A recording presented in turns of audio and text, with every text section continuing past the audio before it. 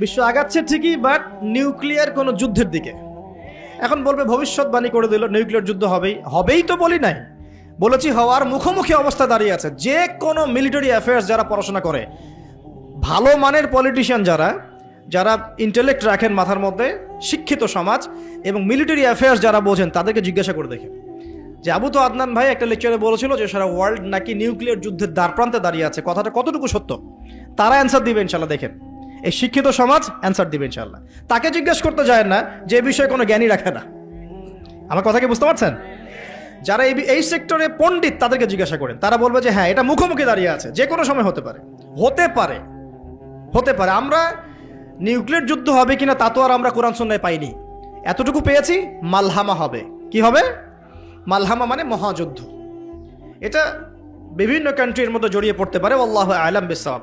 এতটুকু জেনেছি, ইরাকের ইউফ্রেটিস নদীর সোনার পাহাড়কে কেন্দ্র করে বিশাল যুদ্ধ হবে, এটা জেনেছি, হাদিসে আছে।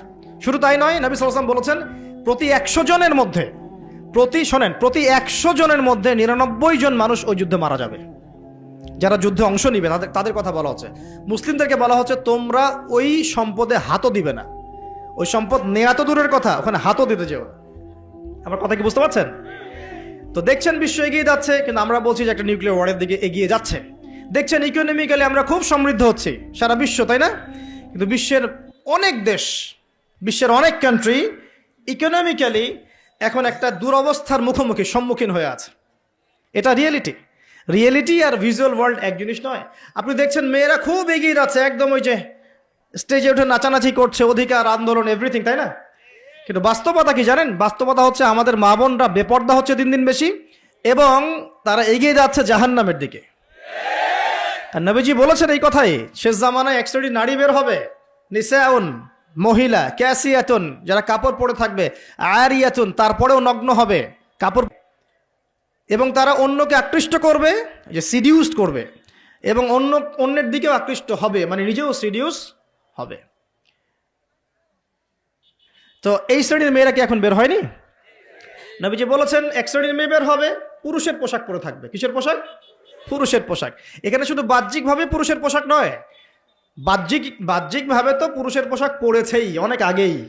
যার এই যে বনানী, আপনার শপিং মলস, গুলশান, ঢাকার বিগ সিটিজ, মেগা সিটিজের মেগা পয়েন্টগুলো তো যান, আপনি নিজের চোখেই দেখতে পারবেন।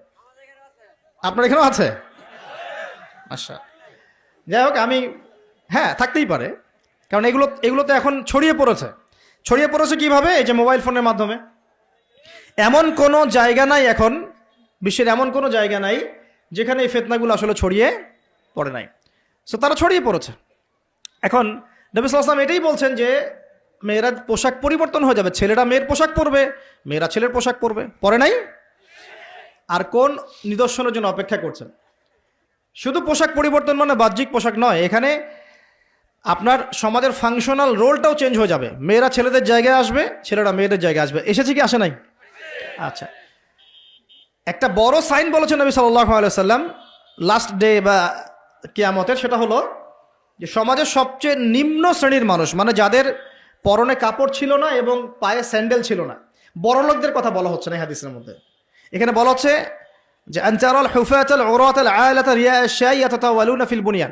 এখানে এমন মানুষের কথা বলা হচ্ছে যারা নগ্ন পদের, খালি পায়ের, স্যান্ডেল কেনার টাকা নাই, খালি গায়ের মানে কাপড় কেনার টাকা নাই, এবং রাখাল শ্রেণীর মানুষ, তারা কি করবে? ইয়াতাতাওয়ালুনা ফিল বুনিয়ান, উঁচু উঁচু কনস্ট্রাকটিভ বিল্ডিংস নির্মাণের প্রতিযোগিতা করবে। হয়েছে কি হয়নি? কিভাবে সম্ভব হলো? রিবা, সুদের মধ্য দিয়ে, এবং করাপশন, অন্যের সম্পদ আত্মসাতের মধ্য দিয়ে। হয়েছে কি হয় নাই? তো আর কোন নিদর্শনের জন্য অপেক্ষা করছেন? একটা একটা করে বলতে গেলে সারা রাত চলে যাবে।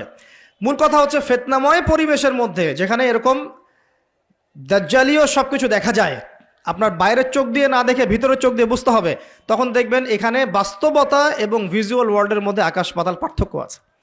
আপনি দেখছেন হ্যাঁ মেয়েরা এগিয়ে যাচ্ছে, আমরা বলছি বাস্তবতা হচ্ছে মেয়েরা জাহান্নামের দিকে যাচ্ছে এগিয়ে। আপনি দেখছেন যে হ্যাঁ খুব সুন্দর ইকোনমিক প্রোগ্রেস, আদতে কি হচ্ছে? আদতে পুরো ইকোনমিক স্যাংশনের মধ্যে আমরা পড়ে আছি, অবস্থা খারাপ। আপনি দেখছেন সারা ওয়ার্ল্ড খুব এগিয়ে যায়, মঙ্গলে, চাঁদে কি একটা অবস্থা, কিন্তু আদতে কি হচ্ছে? পুরো কিয়ামতের দিকে বিশ্ব এগিয়ে যাচ্ছে। দেখছেন মুসলিম উম্মাহ খুবই নারে তাকবীর, আল্লাহু আকবার একদম, তাই না আমাদের অবস্থা? কিন্তু বাস্তবতা কি? বাস্তবতা হচ্ছে পুরো বিশ্ব জুড়ে মুসলিমদের এখন একটা অধঃপতনের সময় চলছে, প্রতিটা সেক্টরে। এটা সেই যুগ না যেটাতে উমর রাদিয়াল্লাহু আনহুর যুগে আমরা বসে পুরো বিশ্ব শাসন করতাম, সেটা কি এই যুগ? এই যুগ নয়। বরং নবীজি বলছেন বাদা আল ইসলাম গরিবান ওয়া সায়াউদু কামা বাদা। ইসলাম শুরু হয়েছিল অপরিচিত ভাবে, গরিব ভাবে, ওয়া সায়াউদু কামা বাদা, এবং আবার শীঘ্রই সে সেই অপরিচিত জায়গায় ফিরে আসবে। অপরিচিত জায়গায় ফিরে আসবে, গরিব জায়গায়। আপনি পরিবারে ইসলাম পালন করতে যান, পরিবারের মধ্যে আপনি গরিব হয়ে যাবেন, অপরিচিত হয়ে যাবেন। সমাজে পালন করতে যান, আমি কোন ইসলামের কথা বলছি? ওই গোলালু মার্কা ইসলাম না, যেটা সব তরকারিতেই চলে, ওটার কথা বলছি না। যে ইসলাম ফলো করলে আপনার হাতে আগুন ধরে রাখার মতো অবস্থা হয়, ওটা ফলো করেন, সমাজে আপনি বিচ্ছিন্ন হয়ে যাবেন। বিশ্বে পালন করতে যান, দেখবেন আপনাকে কোণঠাসা করে রেখে দিয়েছে।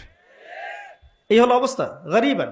তো এই অবস্থায় কি হবে? যেটা আপনি বাহ্যিক চোখে দেখছেন, বাস্তবতা এমন নাও হতে পারে। আল্লাহ পাক আমাদেরকে এই সিচুয়েশনটাকে বোঝার তৌফিক দান করুন।